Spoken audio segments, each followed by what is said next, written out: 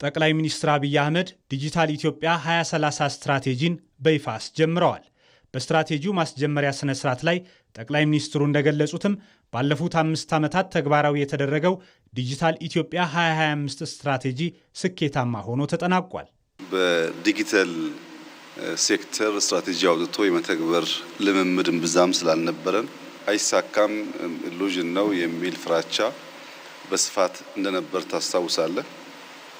በሚያስደንቅ ሁኔታ ከ5 ዋና ዋና ዘርፎች መካከል አንዱ ስትራቴጂ መሆን አለበት፣ ለኢትዮጵያ ብልጽግና መረጋገጥ አይተኬ ሚና አለው ከሚለው ውሳኔ ጀምሮ ዲጂታልን ከግብርና፣ ከኢንዱስትሪ፣ ከማይኒንግ፣ ከቱሪዝም አስተካክሎ የማየት እይታ ከተጀመረበት ጊዜ አንስቶ ኋላም ስትራቴጂው ተነድፎ የተተገበረበትን መንገድ ስንመለከት ምናልባት በግብርናውም በማይኒንጉም በኢንዱስትሪውም ጥሩ ውጤት እንደመጣ ቢታወቅም የ2025 የዲጂታል ስትራቴጂ 100% በሚባል ደረጃ የተሳካ ስትራቴጂ ነው።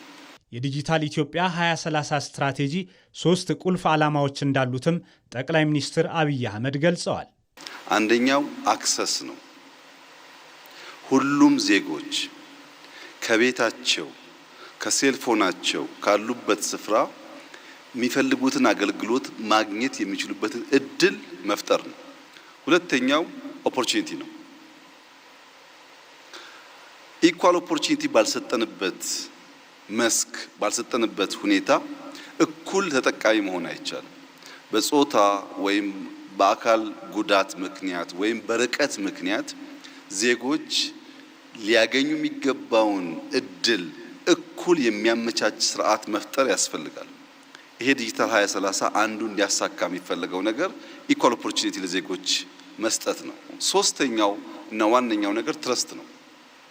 በዜጎችና በተቋማት መካከል ትምምንን ካልፈጠረ፣ ለምሳሌ ሞባይል ይዞ ሰው እቺ ሞባይል ብሬ እንዳሰርቅብኝ በሞባይል መኒ በቴሌብር አልጠቀምም የሚል ዜጋ ካለ ሞባይል ሰራቂ ሳትሆን አመቻች መሆኗን ማሳመን ያስፈልጋል።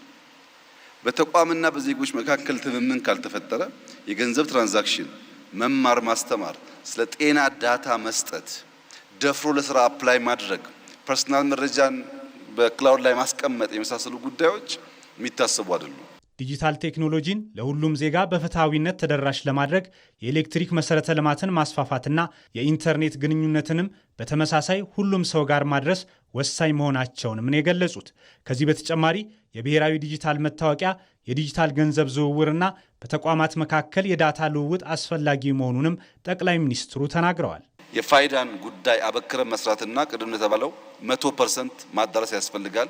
የፔመንት ሲስተሞቻችን የሚናበቡ መሆን አለባቸው። ቴሌብር ብቻ ሳይሆን ሁሉም። ሶስተኛው ዳታ ኤክስቼንጅ በባንኮች መካከል፣ በመንግስት ተቋማት መካከል፣ በመንግስትና በግል በተለየ የዳታ ሌየር መካከል ኤክስቼንጅ ማድረግ ካልቻል ዲጂታል የኢትዮጵያን ኢኮኖሚ የሚያግዝ መሆን አይችልም። ማኑዋል የነበረውን ነገር በኮምፒውተር ማድረግ ብቻ በቂ አይደለም። ዳይናሚክ መሆን አለበት። በዲጂታል ኢትዮጵያ 2030 ስትራቴጂ የሳይበር ደህንነትን አስተማማኝ ማድረግና የዜጎች የዲጂታል ቴክኖሎጂ አጠቃቀም ትኩረት ሊሰጠው እንደሚገባም ነው ያስገነዘቡት። ከኛ የሳይበር ሴኩሪቲ ተቋም ምን እንጠብቃለን የተባለ እንደሆነ አንደኛ ሲስተሞቻችን ፕሮቴክት ማድረግ አለባቸው።